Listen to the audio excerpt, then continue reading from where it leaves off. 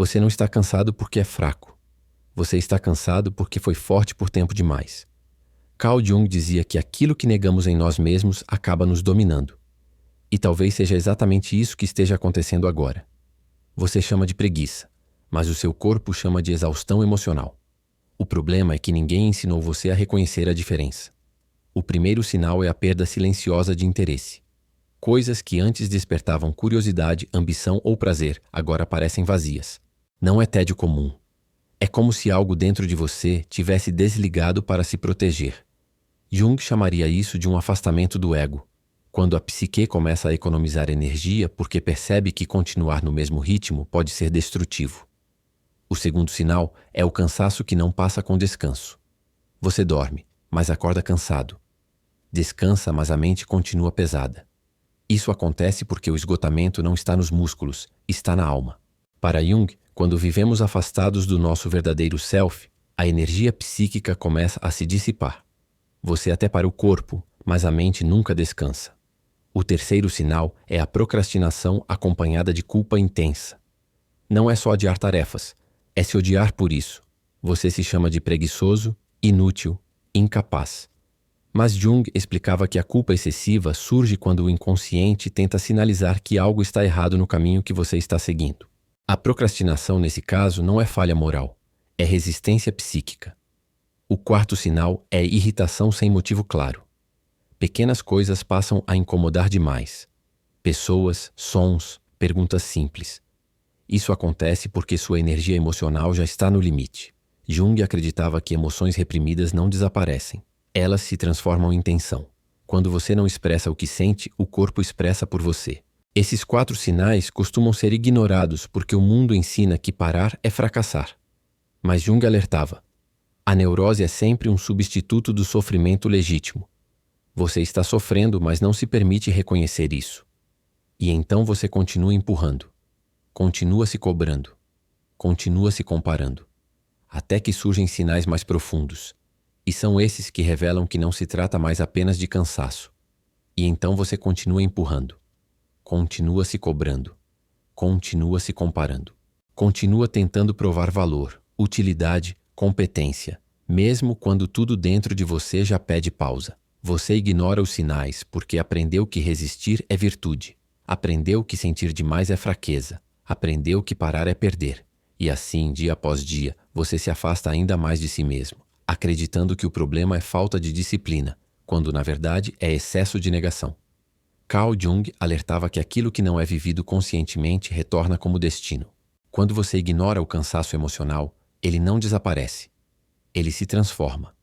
Primeiro em desânimo, depois em irritação, mais tarde em culpa, até que começa a corroer algo mais profundo, a confiança em quem você é.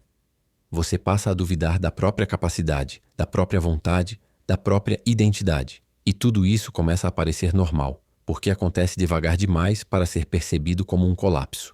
Nesse estágio você já não descansa de verdade. Mesmo nos momentos de pausa, sua mente continua ativa, revisando falhas, antecipando cobranças, criando cenários de inadequação. O silêncio começa a incomodar. Ficar sozinho com os próprios pensamentos se torna pesado. Jung diria que esse é o momento em que a sombra começa a ganhar força, não como algo maligno, mas como tudo aquilo que você empurrou para fora da consciência para continuar funcionando. E talvez a pergunta mais difícil surja aqui, ainda que você evite formulá-la claramente. Até quando? Até quando dá para continuar exigindo de si mesmo sem escutar o que está sendo perdido no processo? Até quando dá para chamar de preguiça algo que claramente dói? Porque existe uma diferença brutal entre não querer fazer algo e não conseguir sustentar mais aquilo que já não faz sentido. O perigo não está em se sentir cansado.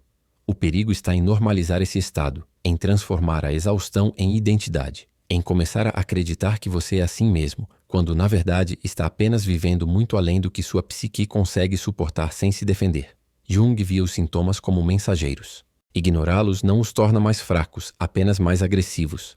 É por isso que esse ponto da jornada é tão delicado, porque ainda parece possível continuar, ainda parece administrável, ainda dá para acordar, cumprir obrigações, sorrir quando necessário. Mas algo essencial já começou a se desgastar por dentro. Algo que, se não for reconhecido agora, vai cobrar atenção de formas cada vez mais duras. Os sinais mais profundos não chegam gritando.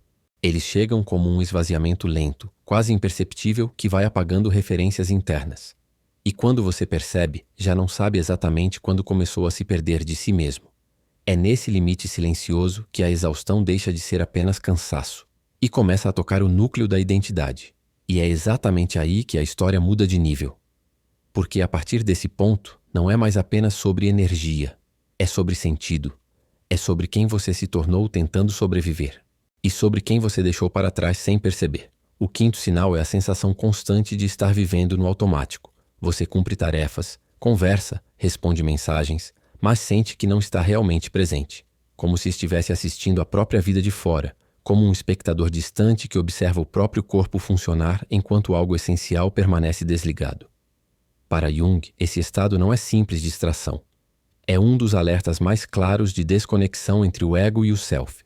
Quando a vida se torna apenas uma sequência de obrigações, a psique cria distância como forma de autoproteção. É a alma se afastando para não adoecer completamente, para não colapsar sob o peso de uma existência que deixou de ter significado interno. Nesse ponto, as emoções começam a parecer amortecidas. Nem grandes alegrias, nem grandes tristezas. Apenas uma neutralidade estranha, quase anestésica. Jung via esse entorpecimento como um mecanismo de defesa extremo. Quando sentir dói demais, a mente prefere não sentir nada. Mas o preço dessa anestesia é alto. Você continua existindo, mas deixa de se reconhecer na própria experiência. E silenciosamente começa a se perguntar quando foi que a vida perdeu o sabor. O sexto sinal é a autossabotagem repetitiva. Você começa projetos com entusiasmo inicial, mas abandona no meio do caminho. Recebe oportunidades, mas recua no último momento. Promete mudanças, mas não sustenta nenhuma. Não porque falte capacidade, nem porque falte desejo, mas porque algo dentro de você já está cansado demais para continuar insistindo em caminhos que não fazem sentido. Jung dizia que o inconsciente sempre busca equilíbrio, mesmo que para isso precise desmontar planos, quebrar expectativas e destruir ilusões cuidadosamente construídas pelo ego. A autossabotagem, nesse contexto, não é fraqueza, é um protesto silencioso. Uma recusa profunda a continuar investindo energia em uma vida que exige demais e devolve de menos. Quanto mais você se força a seguir, mais o inconsciente reage, criando obstáculos internos. E então surge a confusão. Você quer mudar, mas não consegue. Quer avançar, mas algo sempre trava. Jung explicaria que esse conflito indica uma ruptura entre aquilo que você acredita que deve ser e aquilo que você realmente é. O sétimo sinal é o sentimento de vazio, mesmo quando tudo parece bem. Do lado de fora, sua vida pode parecer organizada, estável até invejável. Existem conquistas, metas alcançadas, razões objetivas para se sentir satisfeito. Mas por dentro há um espaço oco, difícil de explicar. Um silêncio que não é paz. Esse vazio não é ingratidão, não é drama. É um chamado. Jung via o vazio como um território fértil, um espaço onde a antiga identidade começa a se desfazer para que algo mais autêntico possa surgir. Esse é o ponto em que a persona, a máscara social usada para se adaptar, começa a rachar. Manter essa máscara exige energia constante. Quando ela se sustenta por tempo demais, sem contato com o self verdadeiro, o esgotamento se torna inevitável. O vazio surge porque a vida está sendo vivida para fora, não para dentro.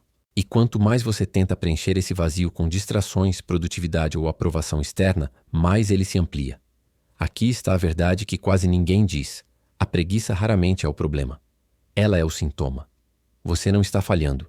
Você não está quebrado. Você não perdeu sua força. Você está sendo avisado. Avisado de que está vivendo além do que sua psique suporta. Avisado de que ignorar emoções tem um custo acumulativo. Avisado de que negar quem você é não elimina o conflito, apenas o empurra para camadas mais profundas, onde ele se manifesta de formas mais dolorosas. Jung acreditava que o encontro consigo mesmo é inevitável. Mais cedo ou mais tarde, aquilo que foi reprimido exige espaço. A única escolha real é se esse encontro acontecerá de forma consciente, por meio da escuta e da reflexão, ou de forma abrupta através do colapso emocional, da perda de sentido ou do adoecimento psíquico. Não existe neutralidade nesse processo. A psique sempre busca integração. Talvez este seja o momento em que você para de se atacar. Para de se chamar de fraco, de preguiçoso, de insuficiente. Talvez seja o momento de admitir que o cansaço não é o inimigo, mas a mensagem. que a apatia não é falta de vontade, mas excesso de incoerência, que o vazio não é ausência, mas convite, porque quando a alma se cala por muito tempo, o corpo encontra uma forma de gritar.